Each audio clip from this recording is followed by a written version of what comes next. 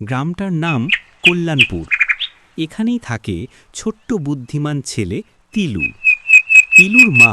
তিলু, আর যদি বনে যাস সাবধানে যাবি, সন্ধে হবার আগে ফিরে আসবি। ঠিক আছে মা, আমি তো শুধু শুকনো কাঠ কুড়োতে যাচ্ছি। তিলু হাতে ছোট ঝুড়ি নিয়ে বন ঘুরে শুকনো কাঠ কুড়োচ্ছে। হঠাৎ সে শুনতে পায়, তিলু, এই শব্দটা কে করছে?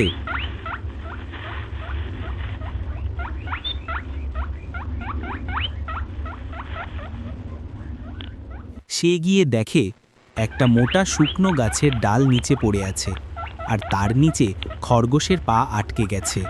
খরগোশ কান্না করে, আমার পা, আমি নড়তে পারছি না, ডালটা পড়ে গিয়েছে আমার ওপর। তিলু চমকে, ওহ দাঁড়াও, আমি তুলছি। তিলু দুই হাতে ডালটা তুলতে চেষ্টা করে। সে জোরে ঠেলে ডালটা পাশে সরিয়ে দেয়। খরগোশ প্রাণ ফিরে পাওয়া স্বরে, উহ, বাঁচলাম, ধন্যবাদ তিলু। তিলু, কিছু হবে না, এখন তুমি নিরাপদে। হঠাৎ জঙ্গলের গভীর থেকে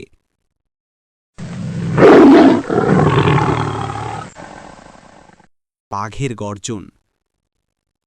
খরগোশ ভয়ে তিলুর পেছনে লুকায়। তিলু, বাঘ, আমাদের তাড়াতাড়ি লুকোতে হবে। কাঠের একটা ডাল তুলে অন্যদিকে ছুঁড়ে মারে। ধাপধুপ, বাঘ শব্দটার দিকে দৌড়ায়। বাঘ, ওই দিকে কে? ওদিকে তিলু আর খরগোশ দ্রুত বেরিয়ে বিপরীত দিকে দৌড় দেয়।